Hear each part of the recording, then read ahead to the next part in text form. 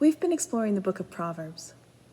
As a book of practical wisdom, a lot of the Proverbs come across as clear and concise gems. Some Proverbs, on the other hand, come across as cloudy and confusing puzzles with a few pieces missing. Take Proverbs 25:20. Like one who takes away a garment on a cold day, or like vinegar poured on soda, is one who sings songs to a heavy heart. What does that mean? First of all, that's a very Yoda way of saying something. It's all backwards. Like one who takes off a garment is one who sings songs. That's not how we would phrase it today. We'd say, one who sings songs to a heavy heart is like one who takes away a garment. Or, one who sings songs is like vinegar poured on soda. Okay, so we're looking at an analogy here. If we want to understand what it's like to sing songs to a heavy heart, we need to think about what it's like to take away a garment on a cold day. So who would do that? Who would take away a garment on a cold day? That's a pretty cruel thing to do, taking someone's coat. I mean, I suppose if you didn't have a coat and you were desperate enough, you might be motivated to take someone's coat. But other translations say, one who takes off a garment, taking the other person out of the equation. But if it's cold, why would you take off your coat? I mean, this month, when we've been maxing out at a high of 37.9 degrees, taking off a garment on a cold day sounds like an exercise in imagination to try to make yourself feel cool. Okay, in fact, let's see if that works. Imagine it's a cold day. Instead of plus 37 degrees, it's minus 37 degrees, and you're taking off your coat. Why would anyone do that? Unless you moved inside where it's warm and then you need to take off your coat to cool down. Or if you saw someone without a coat, you might want to give it to them. But then you'd be left cold. And if it was minus 37, you could get really cold. Hypothermic even. Did you know there are 3 stages of hypothermia? The first stage is when a person's core temperature dips below 35 degrees Celsius. You begin to shiver and feel confused, and breathing and heart rate speed up. Blood pressure increases, and the blood vessels contract, drawing blood away from your hands and feet toward your heart and internal organs. These are all physiological responses to preserve heat. Now, the third stage starts when the body hits 28 degrees Celsius, and something very strange can occur. It's called paradoxical undressing. People have been known to take off all their clothes at this point. Scientists aren't entirely sure why. It might be due to a malfunction in the part of the brain that regulates temperature. And it might be an instinct to remove anything tight around the body that could restrict blood flow. But it might be a result of the contracting muscles and blood vessels reaching a point of exhaustion. They can't contract anymore, and blood rushes back into the arms and legs, making the person feel suddenly hot. And when blood and oxygen have been reduced in the brain, people are no longer thinking straight. And this unexpected result occurs. They take off their garments on the coldest of days, only to become colder and finally die. So, one who takes off a garment on a cold day is cold.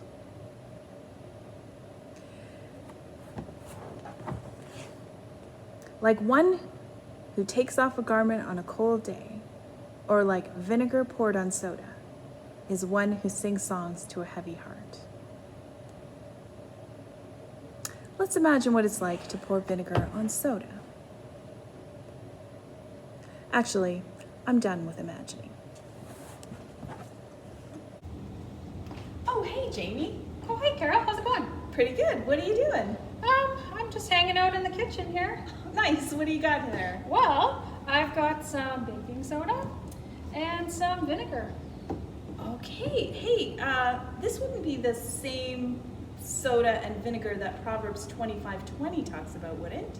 Well, pretty much, actually. I mean, they wouldn't have bought it at the store like we do, and this is maybe a little bit purer than what they have. But in terms of the science and the chemistry behind it, it's the same soda and vinegar. Huh. Hey, do you know what they used soda and vinegar for in Bible times? Probably pretty much the same as what we use it for. Cleaning, cooking, doing laundry. Huh. Well, I don't suppose we could see what it's like to pour vinegar on soda. We can see what it's like. So let's take some soda. We're not cooking, so we don't have to measure. Okay. So there's our soda. Okay. And then here's our vinegar. Wow! Oh, that is excellent. Wow! Really bubbly. Very bubbly. You can hear it too. Yeah, definitely. It's pretty violent reaction, actually. Yeah, and it's still going, so we can see that, but what might be going on that we can't see? Can't see. I don't know. I don't know. So maybe something to do with the temperature. Temperature. There's a temperature change? There is a temperature change. Really? Well, man, if I was to guess what was happening for temperature, is it going to get hotter? Maybe. How about we try it again and find out? Okay. So this time, so we can take the temperature, we're going to start with vinegar. Okay. But it's the same reaction. Vinegar on soda, soda on vinegar. And we'll see what our thermometer says. Okay, so I'm reading 24.8 degrees. Yeah, so a little bit warmer than room temperature. Yeah.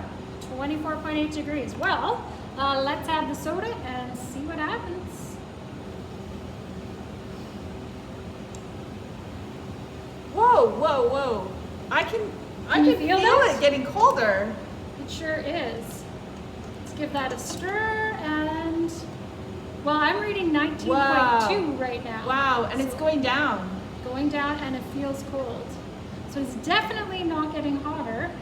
Huh. So it might look like it's boiling, but it sure is not getting hot, like boiling water on a stove.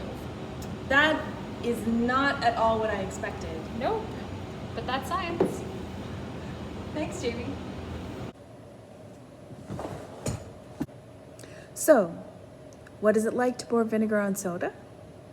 Well, it's pretty violent, and it results in cold. What's it like to take off a garment on a cold day?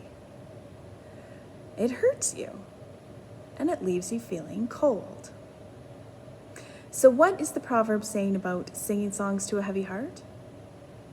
That the results may not be what you expect. By now, we're quite familiar with what can cause a heavy heart. Positive COVID test in your class, frozen Zoom screen, a new grandchild you can't visit. You get laid off work.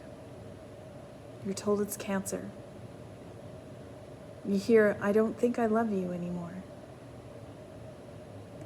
Pile on top of that crops that just stop growing for lack of rain. 1,665 plus unmarked graves. One side of the world on fire and the other side flooded over. Food, medicine, and electricity shortages in Cuba, and of course, the looming Delta variant. Under all that weight, we're sure to find not only heavy hearts, but broken ones. It is not easy space to be in. It's difficult to see people grieving and hurt, and the desire is to want to relieve our friends of grief and pain.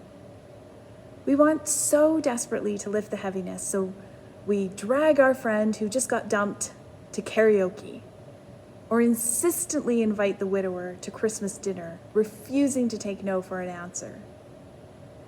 But rather than a lightened heart, the attempt to cheer creates the unexpected result of an even heavier heart. Why? Sometimes these attempts to make others feel better end up being more about our discomfort with grief and a wish to move people closer to our emotional state, rather than genuinely care for people and meet them in their grief. Is there another way that we could care for heavy hearts? Consider Ruth and Naomi. Naomi had 2 married sons. Tragically, her husband and both sons died, leaving her and her daughters-in-law, Orpah and Ruth, widowed and destitute. So Naomi encouraged the young widows to return to their families and marry again. But the daughters said, "No, we'll stay with you," and they proceeded to argue about it. Eventually, and not without tears, Orpah agreed to return to her family. But Ruth refused. "Don't urge me to leave you or to turn back from you. Where you go, I will go. And where you stay, I will stay." They moved to Naomi's hometown of Bethlehem, and old friends came out to greet them, saying, "Can this be Naomi?" To which she replied, "Don't call me Naomi. Call me Mara," which means bitter. "Because the Almighty has made my life very bitter. I went away full, but the Lord has brought me back empty. Why call me Naomi? The Lord has afflicted me. The Almighty has brought misfortune upon me." Now Ruth and Naomi, a picture of a young woman staying by the side of an old woman, a bitter old woman. Consider Jesus and Lazarus. Jesus was good friends with Lazarus and his sisters Mary and Martha. Lazarus became very ill, and his sister sent word to Jesus that he was dying. But rather than come immediately, Jesus delayed his return. His plan was to reveal the glory of God by raising Lazarus from the dead. But that, of course, meant that Lazarus was going to have to die, and his family would feel all the grief that went along with that. When Jesus finally arrived, Lazarus had already been buried for 4 days, and the house was filled with friends and family there to comfort the sisters. Martha eagerly goes out to greet Jesus before he even gets to town, but not Mary. A lot sad and maybe a little mad, Mary stays at home and doesn't come out to see Jesus until he asks for her. And she says, "Lord, if you had been here, my brother would not have died." And when Jesus saw her weeping, and the Jews who had come along with her also weeping, he was deeply moved in spirit and troubled. "Where have you laid him?" he asked. "Come and see, Lord," they replied. And Jesus wept. In Ruth's words, "Where you go, I will go," and in Jesus' tears, we see God entering into pain and grief. There is a presence, an incarnation taking place, a willingness to sit and be with people in their sorrow. There's no attempt to sing songs, just a willingness to be. There's always a lost or a broken relationship behind sorrow, hurt, or anger. A death, a conflict, a wound, and so a loneliness and isolation. To sing songs to a heavy heart, to make light of pain, points out the divide that separates us from that person we're missing or angry with. It's cold comfort to sing songs to a heavy heart. but to enter into that uncomfortable space and sit with a person in their grief, meeting them where they are at. There's something incarnational and Christ-like there. Within the whole of the Bible, we see a picture of God's plan to bring restoration to a broken and hurting world. Largely written to an ancient Jewish audience who was anticipating God to send someone to rescue them from slavery and oppression. They saw Jesus Christ as their rescuer. But hopes were dashed when they saw Jesus arrested and crucified. This was not what they expected at all from their Savior. Why did God's plan for restoration include the cross? God could have rescued his creation by pulling everyone out and whisking everyone away to heaven.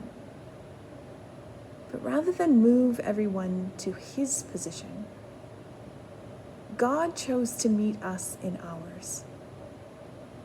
And the cross is where he enters into our sorrow and anger, our suffering and death, where he enters into our lost and broken relationships with God and with one another. And he says, "Come, follow me out of this to restoration, reconciliation, and resurrection."